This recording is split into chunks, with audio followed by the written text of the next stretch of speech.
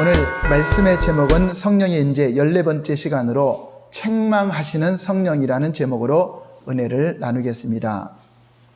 성령님은 하나님의 사정과 뜻을 잘 아시고 이해하시는 하나님의 영이십니다. 사람의 사정을 사람의 영만이 아는 것처럼 하나님의 깊은 사정은 하나님의 영이신 성령님만이 아십니다. 그러므로 누구든지 하나님을 믿고 의지한다고 하면서 성령을 심믿지 않으면 하나님을 알 수가 없다는 것입니다.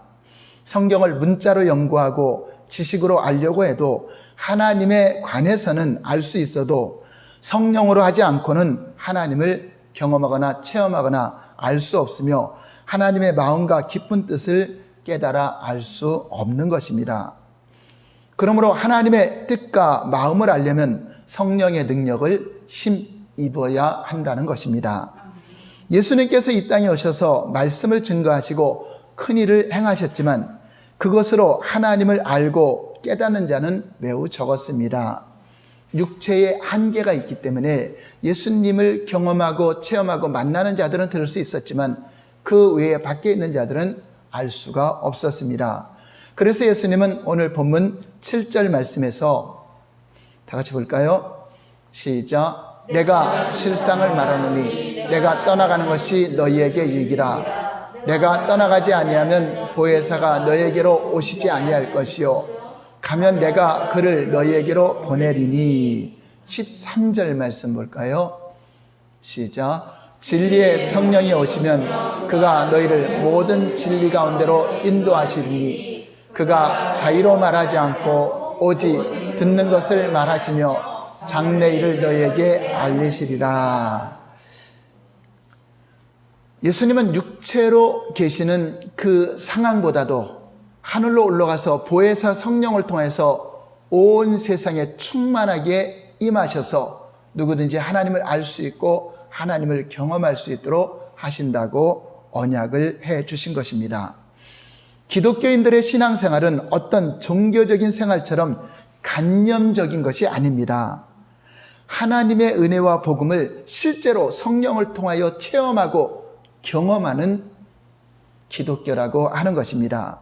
하나님을 믿는다고 말하면서도 하나님에 대하여는 알지 못하고 또 살아계신 하나님을 체험하지도 못하고 하나님의 사정을 이해하지 못한다면 그가 과연 하나님을 믿는 자라고 할 수 있을까요? 종교생활만 하는 자일 수도 있다고 하는 것입니다. 우리가 성령의 능력을 심으려고 하는 것은 하나님을 알기 위해서입니다. 하나님을 알아야 영생이 있고 하나님을 알아야 하나님의 뜻을 알고 그 뜻에 순종할 수 있다고 하는 것입니다. 성령으로 말미암지 않고는 하나님을 이해할 수 없기 때문에 우리는 성령님을 의지하고 성령님의 도움을 구해야 한다는 것입니다. 하나님이 뜻하시고 작정하신 것들은 성령에 의해서만 우리 영혼을 살리시고 영혼과의 영적인 관계를 통해서 이 땅에 우리에게 알려주시고 가르쳐주시고 인도하시는 것입니다. 여러분, 봄이 오면 모든 나무에 물이 오릅니다. 줄기에 물이 오르고 가지에 물이 올라서 잎이 나고 꽃이 피게 됩니다. 그런데 뿌리가 죽어버린 나무는 봄이 와도 물이 흐르지 않게 되고 아무런 현상도 나타나지 않고 죽은 나무 그대로 있습니다. 나무의 봄은 뿌리로부터 시작해서 온 가지까지 번져가는 것입니다.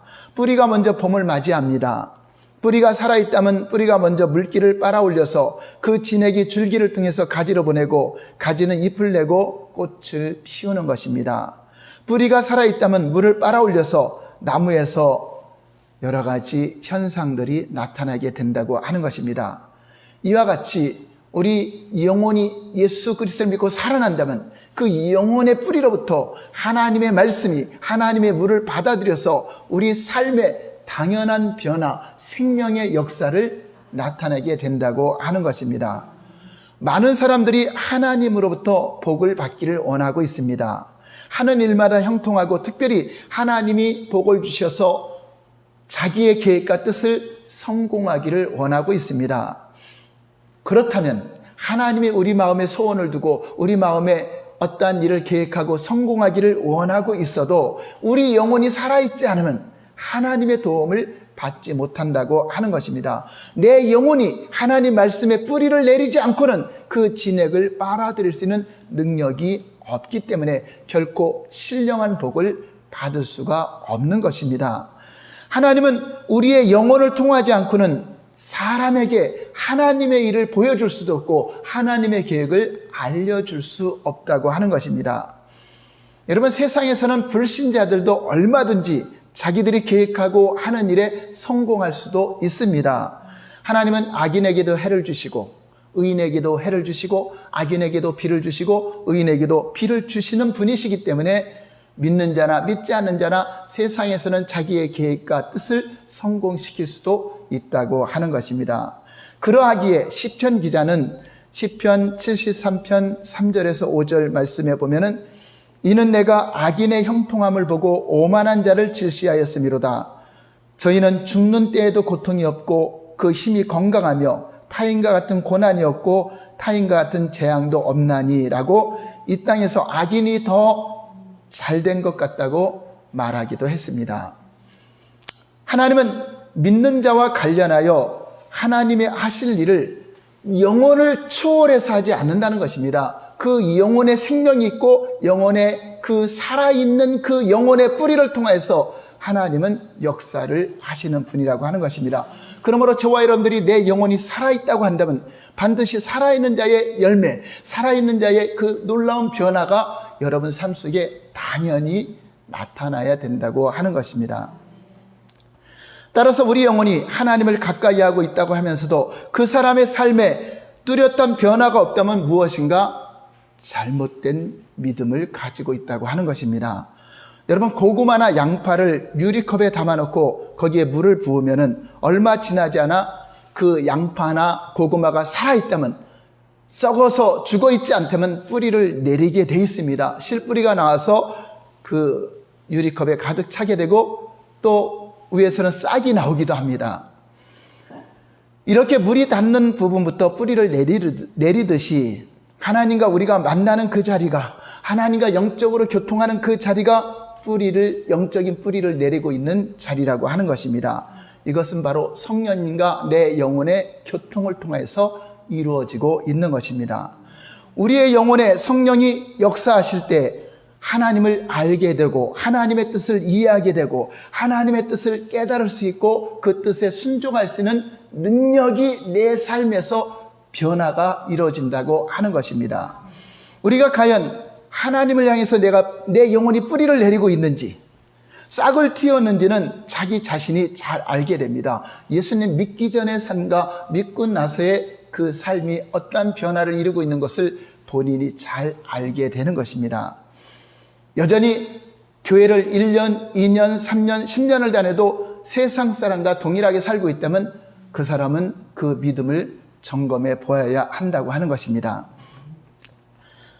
뿌리를 내리지 않거나 병이 들었다면 그 영혼이 불신앙으로 죽어 있거나, 교회를 다녀도 참 신앙을 갖지 않고 불신앙을 가지고 있거나, 아니면 신앙이 이염수위에 병이 들어 있거나 하면은 성장하지 않고 뿌리가 더 이상 내리지 않게 되는 것입니다. 여러분, 불신앙이라고 하는 것은 그 자체가 내 영혼이 죽어 있다는 상태입니다. 세상 풍습을 쫓는 것도, 육체와 마음이 원하는 것을 따르는 것도 이미 하나님을 떠나 영적으로 죽어 있는 자의 열매를 나타내고 있는 것입니다.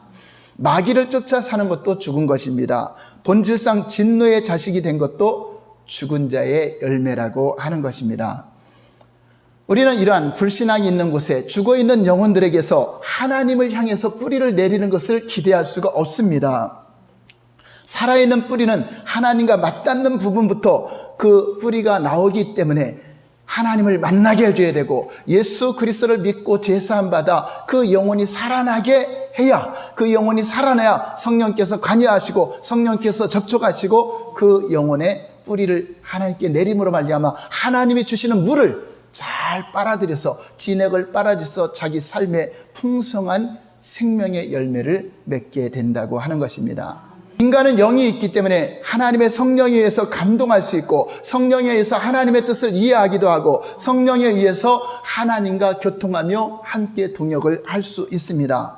그러나 짐승은 영이 없기 때문에 아무리 복음을 들려주어도, 소용이 없고 성령의 감동된 말씀을 전해주어도 아무런 변화가 없습니다. 인간만이 하나님의 말씀을 이해할 수 있는 영적 존재로서의 성령의 감동을 받을 때 하나님과의 교통이 가능해진다고 하는 것입니다.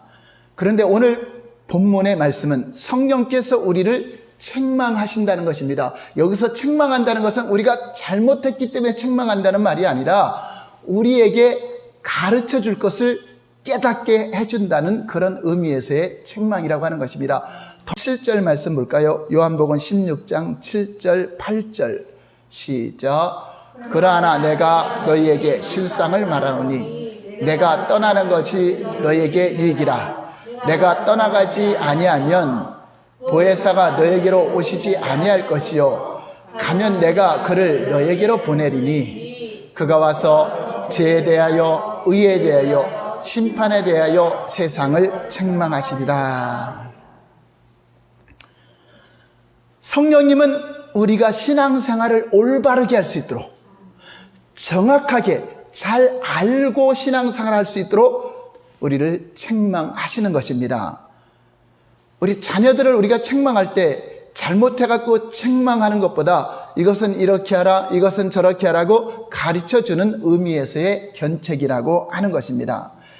하나님과의 우리 인간 사이에는 죄의 문제, 의의 문제, 심판의 문제가 다 연관되어 있다고 하는 것입니다. 그러므로 우리 인간은 반드시 알아야 될 것이 있는데 바로 의가 무엇인지, 죄가 무엇인지, 심판이 무엇인지 이 세 가지만큼은 반드시 알아야 된다. 그것을 성령이 오시면 우리에게 가르쳐 준다고 하는 것입니다. 인간은 죄를 가지고 있으면 심판을 받게 되고 의로운 자는 구원을 받고 하늘에 올라가게 되고 죄인은 반드시 심판받아 멸망한다는 그것을 성경이 우리에게 가르쳐 주는 것입니다. 그럼 어떻게 하면 의인이 되고 어떤 자들이 죄인이고 어떤 자들이 심판을 받게 되는 것을 우리 성경을 통해서 가르치는데 성경을 아무리 기록해 놓아도 사람들이 깨닫지 못하기 때문에 성령이 오셔서 믿는 자들을 통해서 정확하게 의가 무엇인지 죄가 무엇인지 심판이 무엇인지 깨닫게 해서 그것을 세상에 가르쳐 줘라, 성령으로 말미암아 책망해 줘라 하는 것을 우리에게 알게 하시는 것입니다. 이 중요한 그 관계에 대해서 이것은 하나님과 인간과의 관계에서 뗄 수 없는 관계입니다. 의와 죄와 심판의 문제는 우리의 영원한 삶 속에 필연적으로 우리가 알고 깨달아야 된다고 하는 것입니다. 즉 성경 전부는 죄의 관계와 의의 관계와 심판의 관계에 대해서 말씀하고 있는 것입니다. 따라서 인간이 아무리 훌륭한 교육을 받았다 하더라도 죄와 의와 심판에 대해서 모르면 그 사람은 진리를 모르는 것이요 하나님과 무관한 자요, 다른 말로 하면 무식한 사람입니다. 그러나 저와 여러분들이 의가 무엇인지 죄가 무엇인지 심판에 대해서 안 되면 가장 유식한 사람이 되는 것입니다. 하나님과 우리 사이에서는 죄의 문제를 해결하는 것은 믿음으로만 해결합니다. 믿는 자는 믿음으로 의롭게 됩니다. 그러므로 우리 신자는 하나님과 믿음의 관계를 통해서 죄의 문제를 볼 수 있고 의의 문제를 볼 수 있고 심판의 문제를 정확하게 볼 수가 있습니다. 그러므로 믿음이 없이는 이것을 깨닫지 못합니다. 믿음이 없는 사람은 법정에서 법을 어기는 자를 죄인이라고 하는 것이고 법을 지키면 의인이라고 합니다. 그러나 하나님이 말씀하시는 죄와 의와 심판은 다르다고 하는 것입니다. 9절 시작. 죄에 대하라 하면 그들이 나를 믿지 아니하며. 하나님은 과거 우리에게 율법을 주셨습니다. 율법은 하나님의 의입니다. 하나님의 법입니다. 그래서 율법에 비추어서 율법을 어긴 자들은 뭐죠? 죄인이다. 율법을 어긴 자들은 죄라고 했습니다. 율법을 지키는 자는 의인이라고 했습니다. 자, 그런데 하나님의 율법으로 세상을 진단해 보니 의인은 하나도 없다. 그러므로 모두가 다 죄인이다. 이것이 바로 율법을 통해서 우리에게 알려주신 것입니다. 그런데 예수님이 오셔서 의의 기준을 바꿔놓았습니다. 나를 믿는 자는 제사함 받아서 의롭게 된다. 하나님의 칭의를 받아서 너희는 의인이 된다. 그러므로 예수 그리스도를 믿고 성령으로 거듭난 자는 죄와 상관없이 죄에서 벗어나 의롭게 되었다. 그래서 의라고 하는 것은 저와 여러분들이 예수님을 믿으면 의인이 되고, 그럼 그 반대로 죄에 대한 것은 뭐죠? 어떤 것이 죄가 되죠?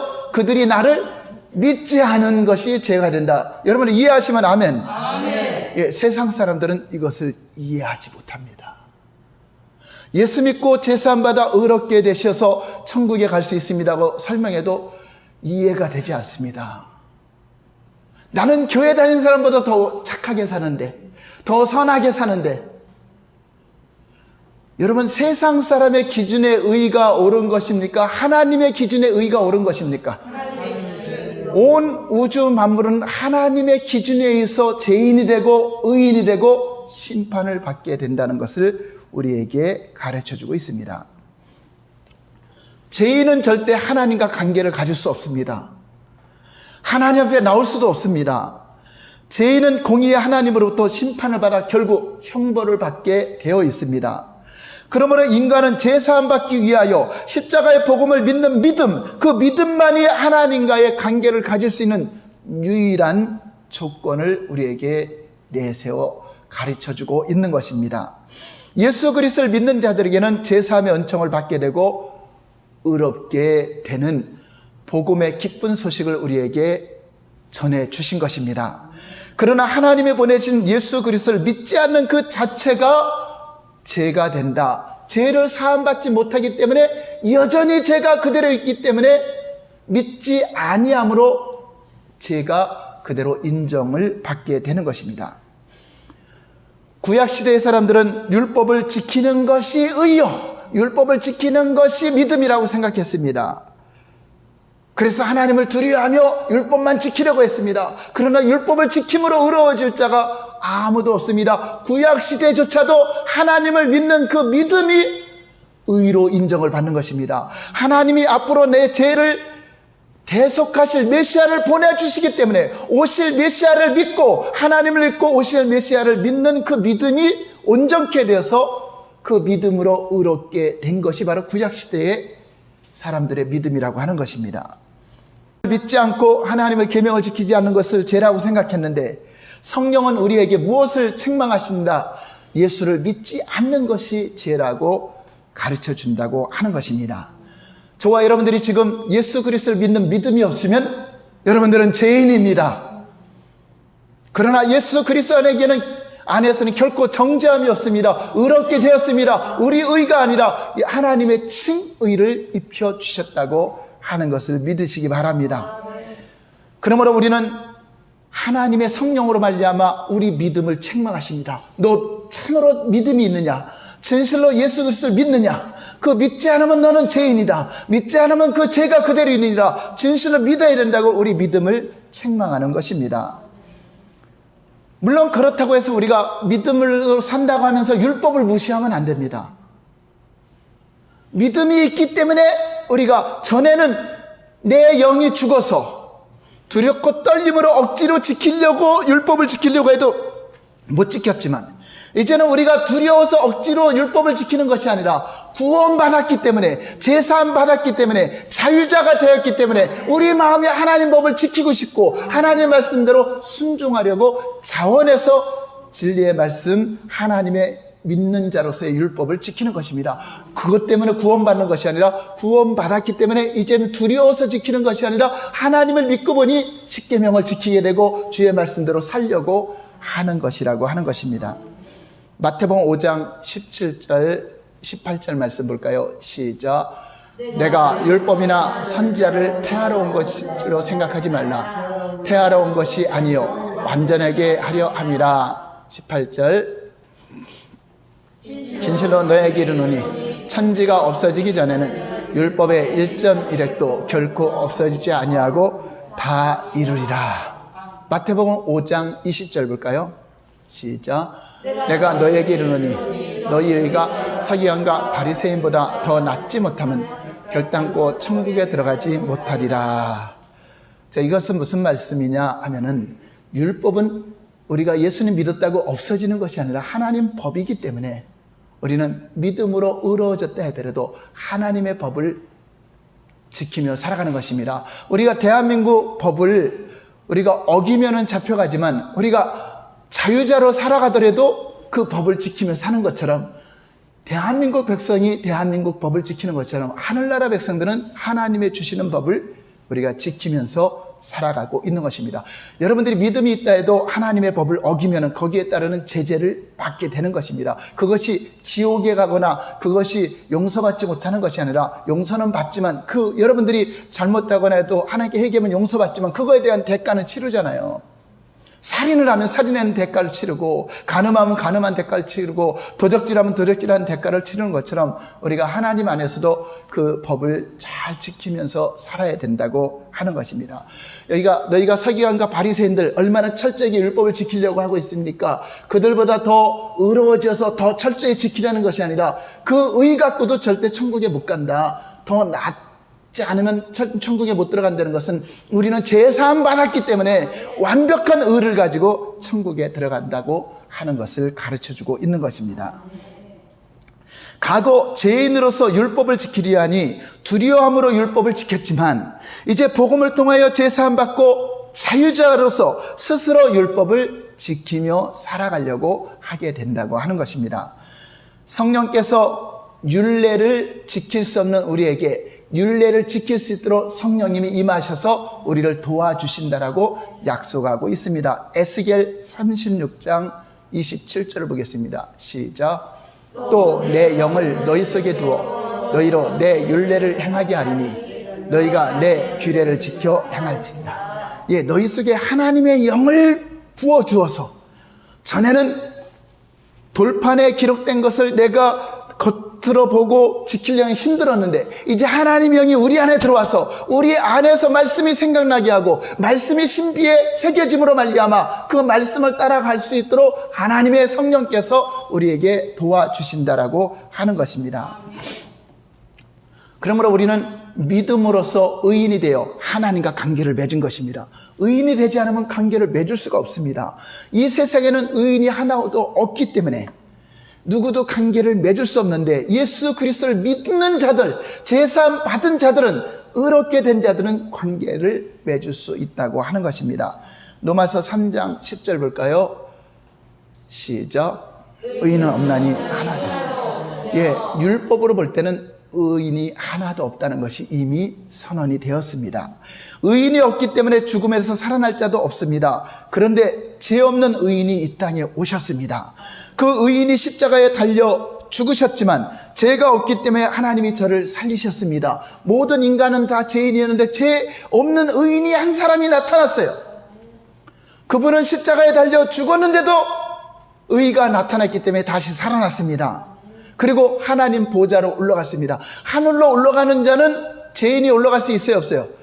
없습니다. 예수님만이 올라갔습니다. 그래서 의에 대하면 내가 아버지께로 올라갔다고 하는 것은 바로 예수님은 확실한 의인이라는 증거를 말하고 있는 것입니다.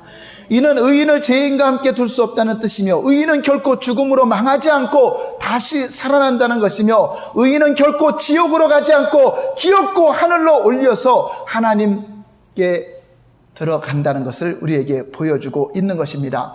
믿음은 의롭다함을 받는 것입니다. 의롭다함을 받은 저와 여러분들도 이제 의인이 되었으니까 절대 망하지 않고 멸망하지 않고 예수님처럼 하나님께로 올라가게 된다는 것을 우리에게 성령님이 가르쳐 준다고 하는 것입니다. 10절 볼까요? 의에 대해서.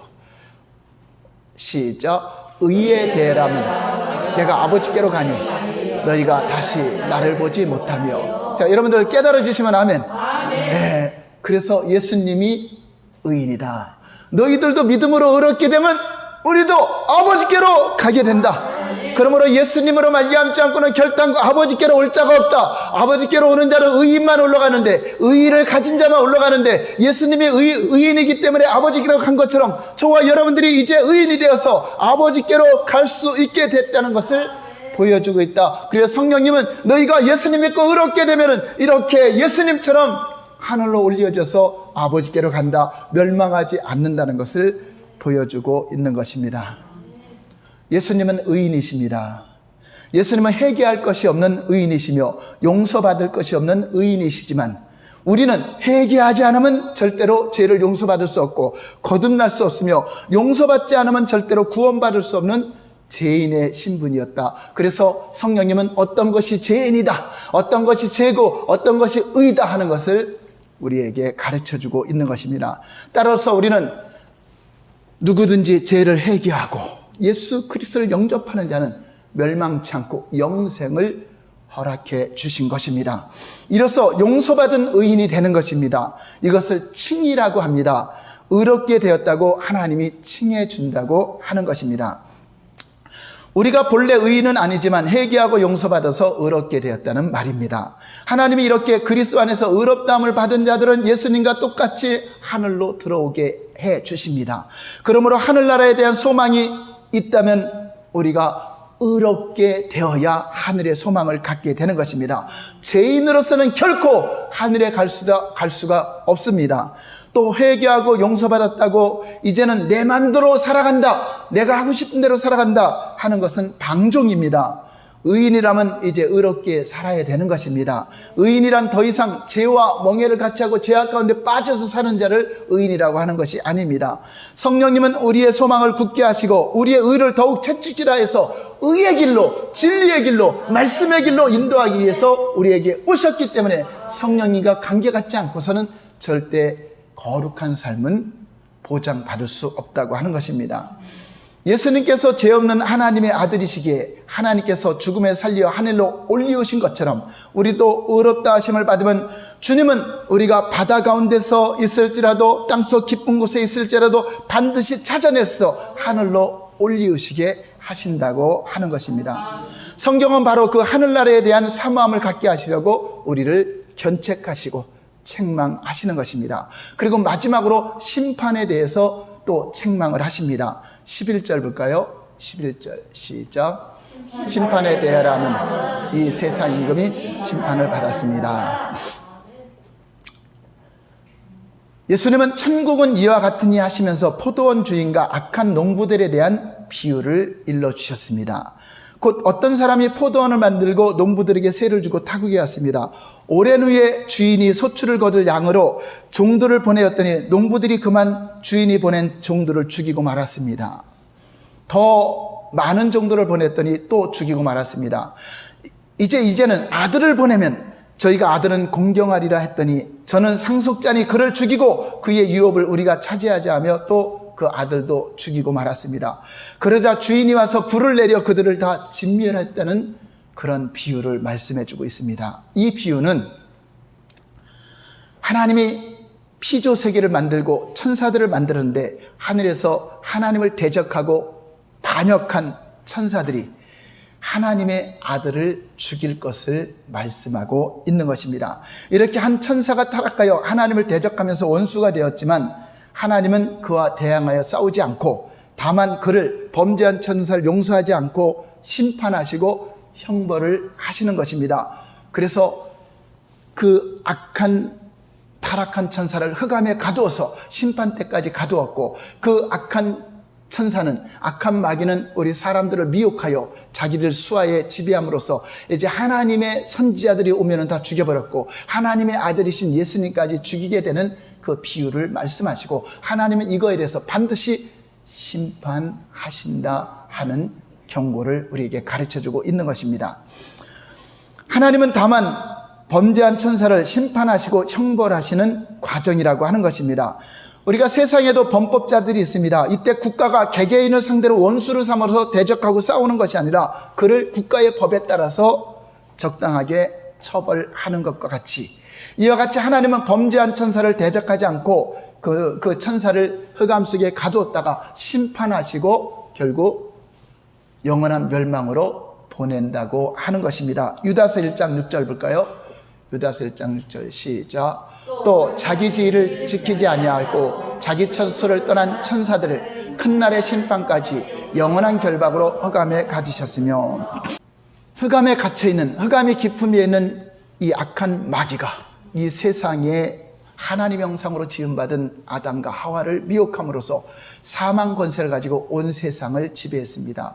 그로 말미암아 우리 사람들도 다 죄인이 된 것입니다. 그럼 죄인이 되면 그냥 그대로 끝나는 것입니까? 심판을 받습니까? 심판은 재판이죠. 재판. 반드시 죄에 대한 심판을 받게 되고 형벌은 지옥이 형벌이라고 하는 것입니다. 바로 우리 인류에게는, 악한 마귀에는 반드시 심판이 있고 형벌이 있다는 것을 성령이 오시면 가르쳐 준다고 하는 것입니다.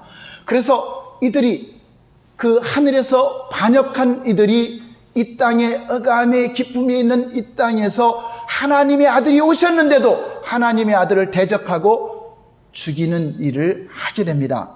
만약 마귀가 예수님을 죽이는데 앞장서지 않았다면 마귀가 하나님을 대적한 증거가 나타나지 않았을 것입니다. 바로 예수님의 십자가의 죽음은 하늘에서 타락한 천사 마귀와 온 인류가 죄인임을 말씀하는 것이고, 악함을 드러내는 죄의 증거가 바로 하나님의 아들이 십자가에 죽이는 장면입니다. 그것이 심판의 증거가 됐기 때문에 이 세상 임금은 심판을 받게 되는 것입니다. 만약에 죄인을 죽이는 것이야 그 무슨 죄가 되겠습니까? 죄인을 죽이는 것은 죄의 삭은 사망이기 때문에 그건 당연한 거지만, 의인을 죽이는 것은 죄가 되는 거죠. 예수님이 부활하심으로 마귀는 죄의 증거가 이미 잡힘으로 심판이 받게 되었고, 이제 형벌만 남은 거죠. 마귀에게 속한 온 인류가 이제 함께 형벌을 받게 되는데, 형벌 받기 전에 하나님은 구원의 기회를 주는 것입니다. 사면의 기회를 주는 것입니다. 예수 그리스도로 말미암아 누구든지 마귀의 수하에서 벗어나서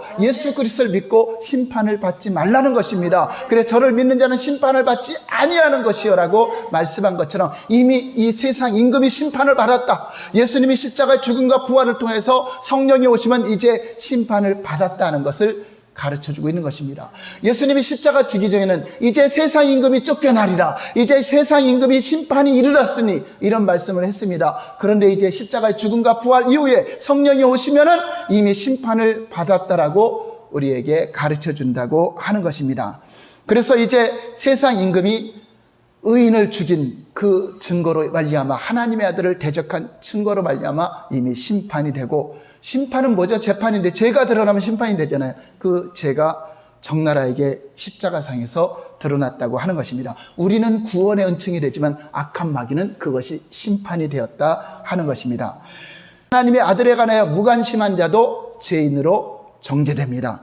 하나님의 아들을 어떻게 대우하느냐에 따라서 심판의 여부가 결정되는 것입니다. 이제 하나님의 심판의 기준은 율법이 아니라 하나님의 아들을 믿느냐, 하나님의 아들을 믿지 않느냐, 그것으로 이미 기준이 된다고 하는 것입니다.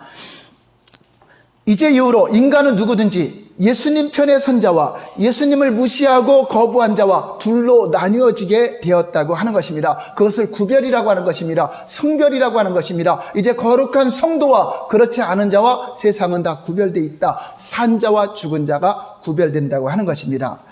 성령은 우리로 하여금 더욱 확실한 태도를 취하도록 우리에게 견책하시고 가르쳐 주십니다. 성령의 사람이냐 아니면 세상 사람이냐, 죽은 자냐 산 자냐, 이것을 가르는 일을 하는 것입니다.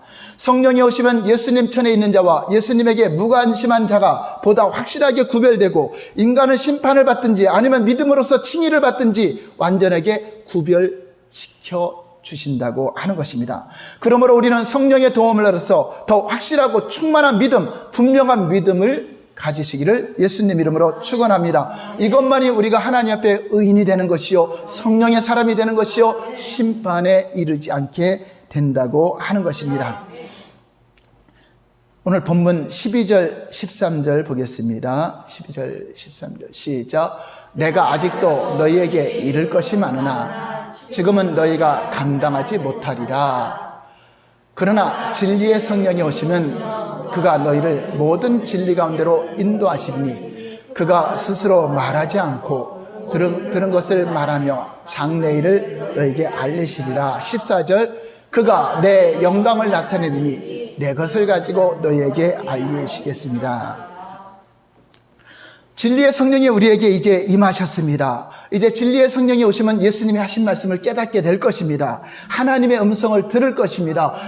죄가 무엇인지 책망할 것을 듣게 되고, 의가 무엇인지 듣게 되고, 심판이 무엇인지 깨닫게 될 것입니다. 바로 믿음의 사람은 율법을 무시하는 것이 아니라 의인으로서 율례를 지킬 수 있도록, 의로운 길을 갈 수 있도록 성령께서 도와주실 것입니다. 성령의 사람은 진리 가운데로 인도하신다고 했기 때문에 진리 가운데로 살아가는 자들이 성령의 사람입니다. 그러므로 저와 여러분들이 성령을 따라 살아갈 때, 우리를 책망하시는 성령께서 죄악 가운데 빠질 때 그것을 책망할 때 잘 들으시고, 의에 대해서 책망할 때 잘 들으시고, 심판이 무엇인지 책망할 때 잘 들으시고, 이것을 여러분이 모르는 자들에게 가르쳐 주시기 바랍니다. 우리는 교회만 그냥 다니는 것이 아니라 죄에서 의롭게 되는 것을 알고 있고, 어떤 게 죄며 어떤 게 의며 어떤 게 심판인지 잘 알고 깨달은 자로서 이제 성령님의 인도를 따라서 모르는 세상 사람들에게 그 일의 증인이 되고 증거자가 되고 확실한 믿음으로 살아가기를, 그리고 성령의 아름다운 열매가 가득하기를 예수님 이름으로 축원합니다. 할렐루야. 기도하겠습니다.